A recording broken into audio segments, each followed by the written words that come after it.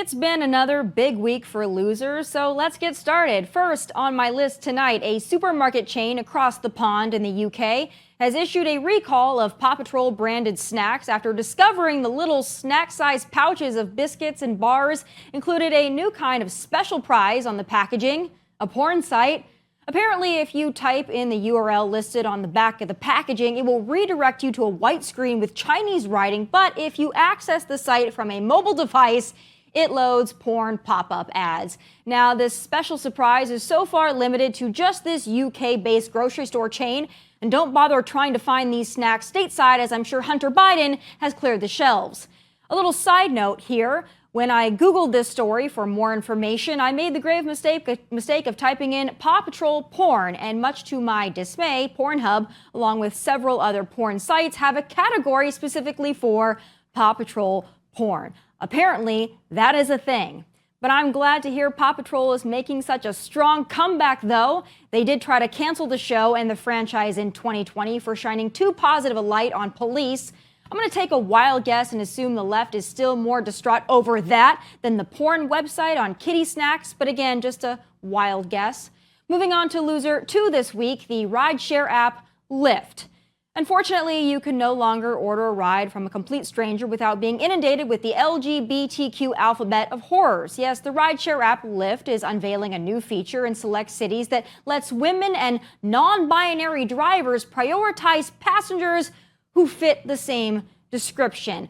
Lyft calls it Women Plus Connect, and they say it's designed to make women and non-binary people feel safer and more comfortable, but I call BS. If drivers and riders can identify as whatever the heck they want, how is that supposed to make actual women feel safer if they select a female driver or rider who is actually a male but masquerades as a female? And what's next? Will Lyft allow riders to pick the race of their driver?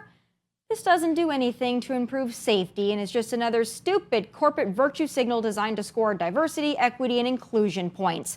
I don't care if it's a she, he, or a they, them who picks me up. I ask that they not smell of BO and weed, but obviously that's too much to ask.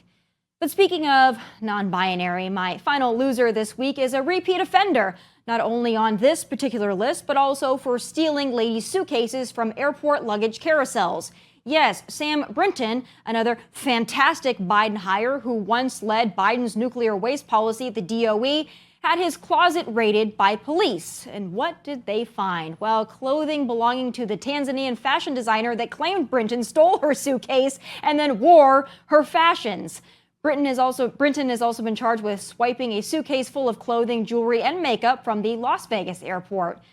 Joe sure knows who to put in charge, let me tell you what. But still, even Brinton, the luggage thief, isn't as bad as you know who.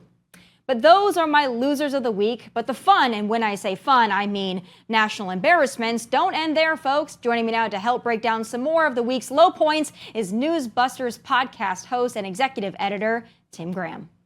Tim, it's only Thursday, but it's already been quite the week. I have a number of things I want to get to, but I have to start with a topic that's probably most important to me and should be to most Americans, and that is the invasion at our southern border. So there's a couple things I want to address here, but first, last night I was distraught, and I mean distraught, to hear that DHS is extending the temporary protected status for 18 months to Venezuelans in the United States. Boy, I wonder how quickly they're going to get them voting. Tim, what do you think?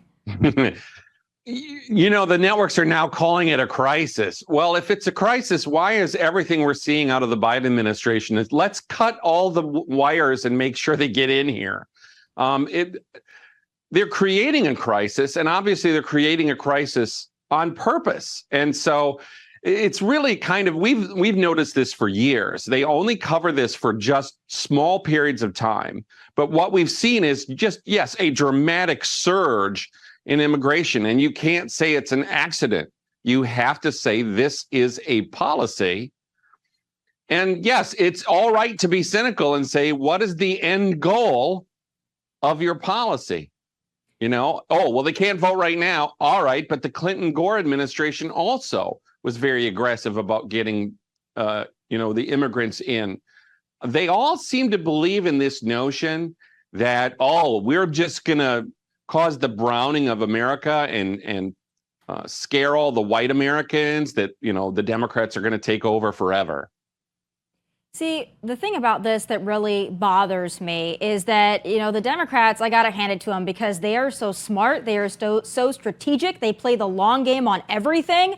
I felt like this was going to happen, and I could see the writing on the wall. It was going to be, we have a worker shortage in the U.S., and then we've got thousands and thousands of people, millions really, invading our southern border. And, we don't just want them sitting around in New York City, so we should allow them to work, and that would be great. And then once they start working, it's going to be, well, they're paying taxes and they have anchor babies, so amnesty. We got to give them amnesty. And now that they've got amnesty and they're working and they have anchor babies, we've got to let them vote because that's the Democratic thing to do. They're smart. I got to hand it to them. They knew exactly what they were doing. They're like, you know what? Screw the American people. It doesn't really matter what they think of our policies. We'll get millions and millions of people in here that owe a debt of gratitude to the Democrat Party and will vote for us. And they don't really care how bad it looks because their end goal is going to eventually trump our end goal because they thought about this 10 years ago. I just don't know how we play catch up.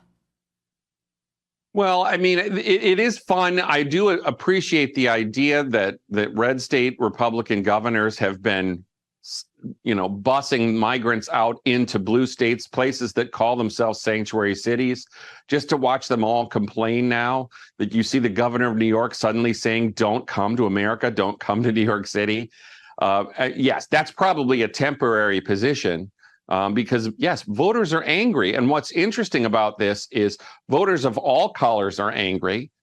Now, this is a problem for Democrats in a city like New York City or a state like New York. One of the problems we have here in the long game is that you have a news media that always come at the immigration issue from the perspective of the illegal immigrant. So there's no focus on what illegal immigration costs us in our schools, in our hospitals, in our courtrooms and jails, in our welfare systems. They're not interested in that at all. And if an immigrant commits a crime, that's not news. That's some sort of Republican talking point. And so when you have that kind of coverage, which is always Miguel wants to come out of the shadows. I mean, it really does bolster that whole Democrat narrative that somehow it's the Republicans who are against, the phrases or the poems at the bottom of the Statue of Liberty. Oh, yeah. I think that's the thing that annoys me the most of anything is when a liberal will quote the poem on the Statue of Liberty as if it's a founding document. You know what? If that thing is going to now somehow have some jurisdiction or some authority, they can have it back. France can have it back. You can take it. And plus the 20 million illegal immigrants that came with it. You can take it, all right? So we don't need it. The little poem, it's nice and everything, but not that important to us. The invasion is much more important. But I want to talk to you about, another thing that really hasn't been reported anywhere outside of maybe the Daily Wire that went down to cover it, but it's this colony outside of Houston. So now, when I first saw this, and we have footage of it, because if you didn't see it, you won't believe it, but we have footage of this colony that's supposedly supposed to be kind of this mega illegal immigrant colony that's being set up, and you don't need a social security number, and all the illegals can live there. Have you seen that footage? I mean, it just seems like it's got to be fake, but it's not. Yeah, it is strange to look at, and you can certainly ask yourself the question: what is going on outside of Houston? And I know some of the members of Congress in there have gotten pretty vocal about what's going on there. I guess they call it Colony Ridge is a development they're trying to create, and I think the nefarious sounding thing is where they're all like, well, we'll set you up with mortgage loans where you don't need a social security number. And so, yeah, it sounds like you're creating these massive suburbs that are just full of illegal immigrants. You would say, well, this looks like a plot, to please Breitbart. But I think this is a story that needs some developing. And yeah. Obviously, Texas is always going to get the brunt of all of this. And so the congressmen and the governors there should be looking into this very seriously. Yeah, it feels like not only a colony, it's called Colony Ridge, but it feels like an annexation of the United States. I mean, think about it. What else would it be? You've got illegal immigrants by the thousands, by the millions now accumulated in the United States, a lot of them in Texas. Of course, they have spread out, but now they're creating areas for them to live where it's essentially lawless, because if you're already an illegal immigrant, it is lawless. So to me, you're annexing the United States, a sovereign nation, for people who don't belong here, who are not legally allowed to be here. I have a real problem with that. That's why, when Democrats say, what should we do? We can't just build the wall. I agree. We can't just build the wall. We have to build the wall, and we have to have mass deportations. They go hand in hand, and then close the border. So that's my solution. I do want to move on to some other news of the week that's been really interesting. Going back, speaking of invasions that we're spending money on, and that's Ukraine once again. So another thing that I thought had to be a parody or a spoof, this American transgender who served as the spokesperson for the Ukrainian military now has been suspended, but had a very odd presence. I want to play a clip because it's, again, too good to be true. Russia hates the truth that their obsessive focus on a Ukrainian volunteer is simply allowing the light of the Ukrainian nation's honesty to shine brightly. Next week, the teeth of the Russian devils will gnash ever harder, and their rabid mouths will foam in uncontrollable frenzy as the world will see a favorite Kremlin propagandist pay for their crimes. And this puppet of Putin is only the first. Russia's war criminal propagandists will all be hunted down, and justice will be served as we in Ukraine are led on this mission by faith in God, liberty, and complete liberation. Tim, what the hell did I just watch? This wasn't a skit on SNL. It would be far funnier than any SNL skits as of late. But that's a real thing. Now, this person has been suspended, threatened to, a senator, obviously threatening to hunt down people that are critical of Ukraine. But I just don't know how we get here. I guess it's Ukraine's problem. We sent that over there, though. I don't know what to make of it. Well, it was clearly unauthorized messaging. But you have to wonder who'd authorize this messenger in the first place. Is this designed for liberal Twitter in America? I don't understand why on earth this really badly attempting to pass for a female guy, gets to speak for the Ukrainian Russian resistance. But, obviously, I think we all understand if you put some of these words in the mouth of a Republican in the 1980s about, hunting down the Russian dogs, all the liberals would have fainted. Right. It's really something. Again, I just don't know where we go from here. It's bad enough when you have this kind of marketing for a beer company such as Bud Light. It's a whole other thing when you have it representing your military. And again, I say not one more cent to Ukraine. Not one more. Not a half a cent. Not a millicent. Not any cent. Nothing. Not even a free gift basket to Ukraine is my stance. I want to move on to another thing, though. Speaking of, things that don't make sense, we've got a couple of pro-life grandmothers, right? Apparently, they are being hit with the book. The letter of the law has fallen down upon their elderly shoulders. And again, for blocking access to an abortion clinic, that is against the law. But my goodness, how can the average American look at this and look at these old women and say, yeah, those are the criminals we should go after? Not the smash and grabs, not the rioters, not the looters, not the Biden family, the grannies. They will destroy democracy. What is going on here, Tim? Well, you have a U.S. attorney for D.C. in Matthew Graves, who's, he was appointed by that devout Catholic president, Joe Biden. Yeah. And they're going to enforce anybody who's keeping a woman from an abortion is apparently the worst kind of criminal.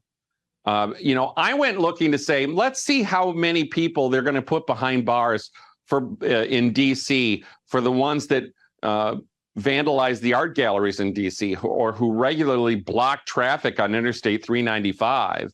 Those people are on the highway are obstructing access. Those people are just trying to get home. They're not trying to kill somebody.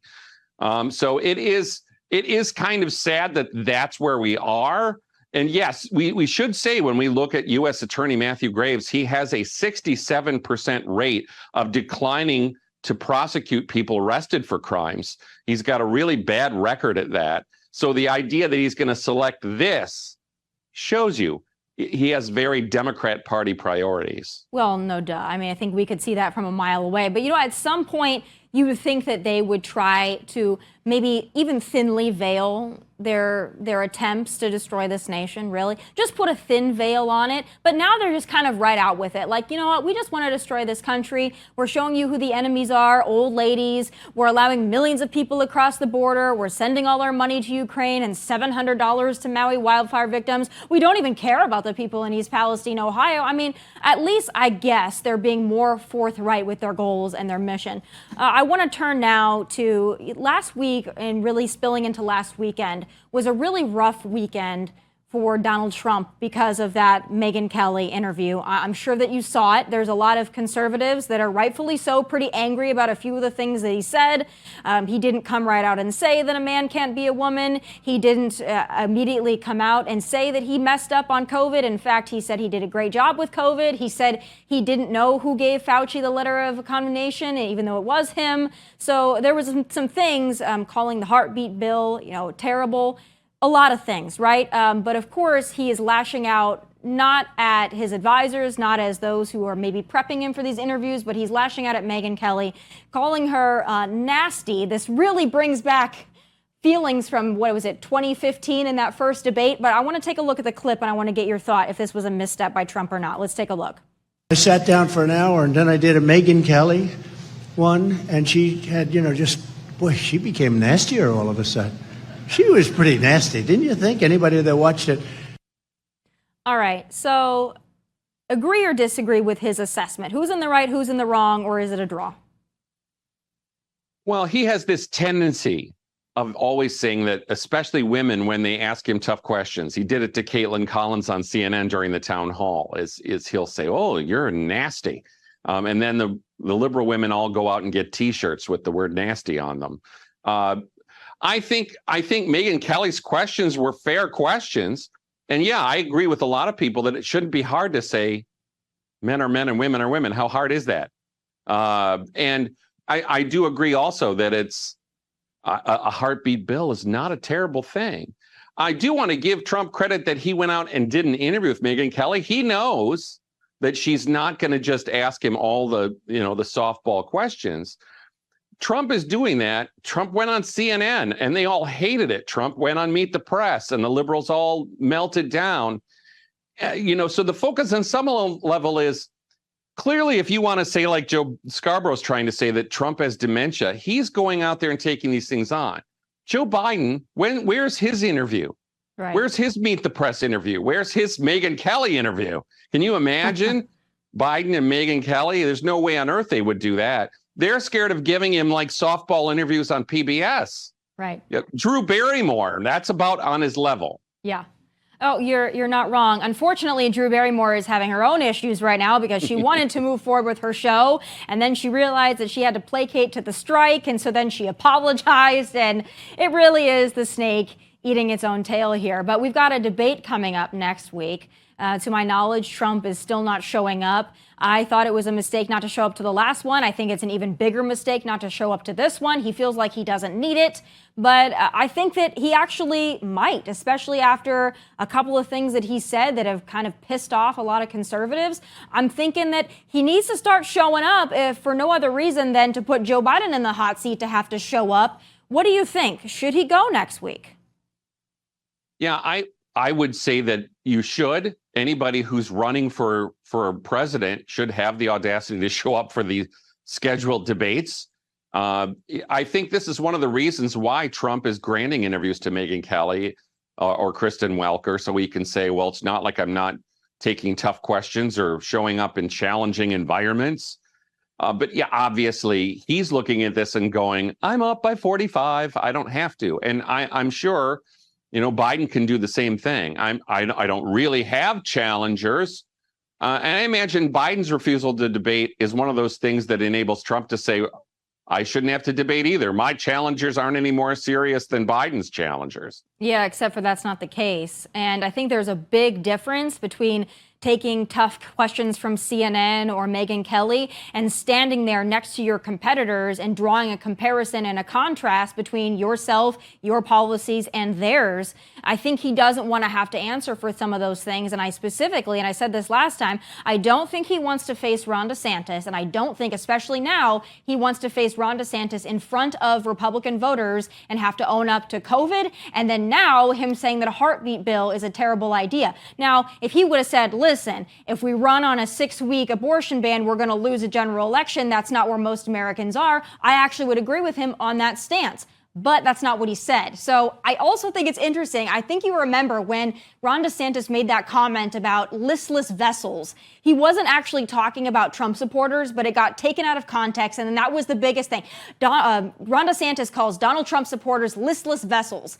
I think that Donald Trump actually saying that the heartbeat bill was a terrible idea probably is worse than saying the listless vessels comment, but he didn't get the same level of scrutiny. So very interesting how this is all playing out between the two of them.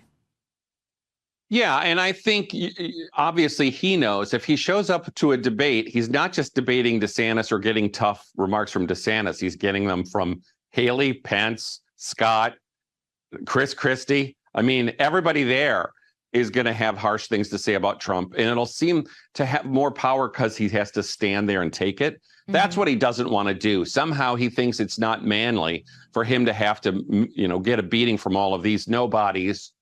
That's, I'm sure, where he's coming from. What's interesting about these Trumpless debates is that at least people could sit here and look at who else is there and what their ideas are. I think that when Trump shows up to a debate, policy is usually not the first thing on the table. It usually becomes he makes fun of somebody for being fat or nasty, and then we go off in that direction. Yeah, no, I agree. I just think that at some point, Republican voters are going to need to see the lineup that they have to choose from. And I think Trump needs to show up for that. I think he owes it to his supporters and he owes it to the American people. So I hope that at some point, I hope that he feels it necessary to show up, because I want to see that exchange and I want to see him take the tough questions, specifically about his handling of COVID. But I appreciate you going through all these topics with me. I think we covered it all, from the Ukrainian trans military spokesperson all the way to Donald Trump calling Megyn Kelly nasty. We hit it all, and I really appreciate your time.